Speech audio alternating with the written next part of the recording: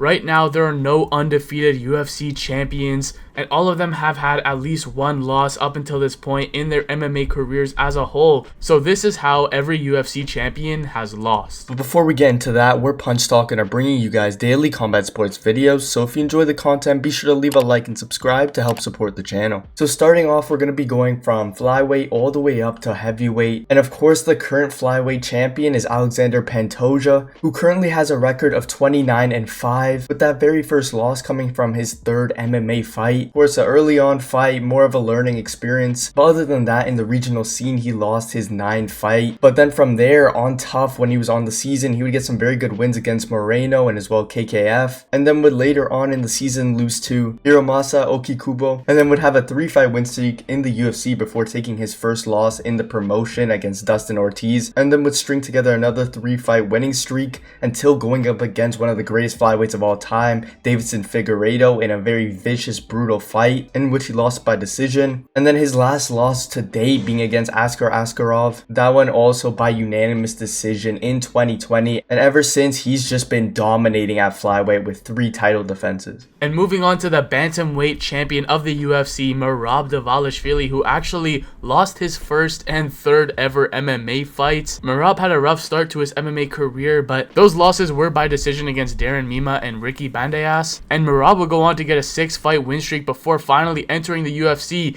and losing his first 2 fights in the UFC as well, having a split decision loss and then that notorious loss against Ricky Simón where he technically went out cold to a guillotine choke, but he was still pedaling his feet. It seemed like he was okay, but at the end of the 3rd round, he doesn't get up and it's ruled a technical submission for Ricky Simón, even in a fight that was so close to the scorecards and Merab was winning up until that point. And ever since then, even after losing his first 2 fights in the UFC, Merab would go on a 12-fight win streak in the bantamweight division, eventually claiming that gold against Sean O'Malley, defending against Umar, now defending against O'Malley again coming up. And now on to the featherweight division, Alexander Volkanovski, who just reclaimed that belt after beating Diego Lopez. And at first, Volkanovski really only had 1 loss 4 fights into his career at AFC, in which he got TKO'd by a head kick, but that as well was at welterweight when he was starting to transition from being a rugby player into MMA, and him fitting into a perfect division for that, which ended up of course being featherweight. And ever since then, he went on an incredible winning streak, just completely not losing for so many years, pretty much a decade, until he faced Islam Makhachev, moving up in weight to try to claim double champ status, in which that first fight was very close. Volk ended up losing by unanimous decision, but many thought that he could have even gotten the nod there, and then 2 fights later would go on to rematch Islam, this time on short notice, and then would get head kick KO'd pretty brutally, another loss for him at lightweight and unable for him to claim that 2nd belt. And it would seem like a 2nd string of bad luck for Volk, as then he would face Ilia Topuria at featherweight to defend that belt and would get KO'd by Ilia pretty brutally as well, which make up his 4 different losses. But we see 36-year-old Volk still going strong, still being at the top, being able to beat Diego Lopez to reclaim the belt after Ilia vacated. And next up at lightweight, Islam Makhachev, who technically vacated his title, but on paper is still the lightweight champion, at least until that Ilia Topuria versus Charles Oliveira fight begins, and then the winner of that will be the champion. But Islam only has 1 loss in his career, obviously the pound for pound number 1 arguably right now, and that came about 10 years ago against Adriano Martins, where Islam would get caught by a devastating right hand,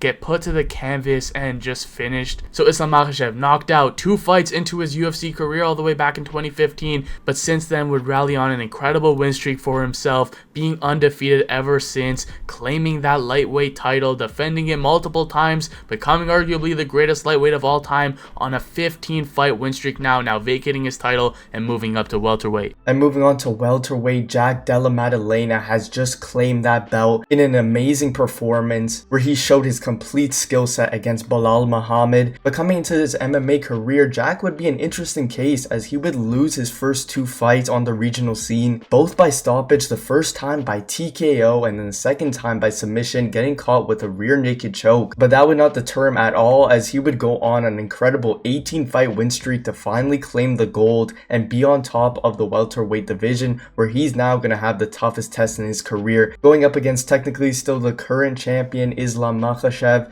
So we'll see if that becomes a third loss or 19 wins. And next up at middleweight, the champion Dricus Du Plessis, who only has 2 losses in his career. The first one coming in UFC 5 fights into his career against Gareth McLellan, where he would get submitted via guillotine choke, but would go on a great win streak, claiming the championship of KSW, where he defeated Roberto Soldic. But they would rematch later that same year, and Dricus Du Plessis actually was on the opposite end of a stoppage, as he got put down against the fence and brutally stopped by punches, and this would be Dricus' last loss in MMA. Roberto Soldic, not a bad fighter, only 30 years old, at one championship, but as we know, Dricus would go on an incredible run from there, being undefeated ever since in the UFC, claiming that middleweight championship, and now being scheduled to fight one of the toughest tests of his career in the Wolf Hamza Chimaev. And now at light heavyweight, another one of these newly crowned champions, and Magomed Ankalaev only has 1 loss on his record, also 1 draw, with that 1 loss coming in his very first UFC fight, and this was against Paul Craig. And throughout that fight, he was dominating Craig on the feet, and he was very clearly about to take this win by decision. But with 1 second left in the very last round, Ankalaev got too careless, and that's not what you want to do against a very dangerous submission threat in Paul Craig, and he gets choked out by triangle choke, tapping with 1 second left, and that would remain to be his only loss in the UFC and MMA as a whole. He would go on in 2022 to have a draw against Jan Blachowicz, but other than that, he just claimed the gold, and with him being 32, it could be a high possibility he stays champ in that division for some time. And finally, the heavyweight champion right now, Jon Bones Jones. And Jon Jones only technically has 1 loss in his UFC career in MMA as a whole, with a 28-1 record, and this loss is highly disputed, arguably has been in talks to be overturned, as this was a disqualification for Jon, with arguably the worst referee of all time reffing that fight in Steve Mazzagatti, who should have stopped the fight way earlier, but instead disqualifies Jon Jones for a 12-6 elbow, which is now legal in MMA. And ever since, Jon Jones, as we all know, will become one of the greatest of all time, if not the greatest of all time, on an incredible 18-fight win streak in the UFC, defending that light heavyweight championship so many times,